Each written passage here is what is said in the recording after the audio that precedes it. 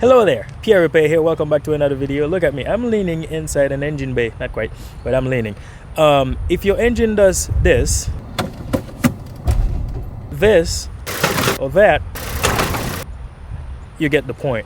Then you may have an engine mount problem. Let's locate this bad engine mount. This engine is transversely mounted. This vehicle is a front wheel drive vehicle. So I have an engine mount up front right here, front of the engine, and there should be another one that's supporting the transmission. So I saw it earlier. The air cleaner box is in the way, air filter box. It's in the way, I can't really see it. So since the violent movement occurs, it goes, back and forth, front to back like that. The engine mounts that I'm going to be looking for are either located here or in the back. So I'm gonna go under the vehicle and see if I can locate that engine mount that's bad. So it's either up front here or in the back. Let's go under.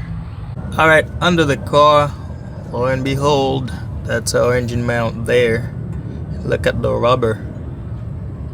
The rubber is damaged. This is worn out. I think we found our bad engine mount. Just for good measure, let's try to put this thing in gear and see what it does again. Alright, this is what was happening. It's this engine mount is allowing too much play.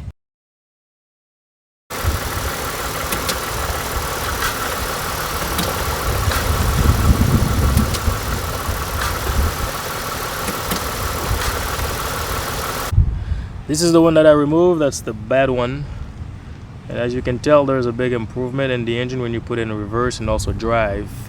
So that's the bad engine mount. It's ripped in the rubber. So this is it for this one. Hope you enjoyed it. See you in the next one. Bye bye.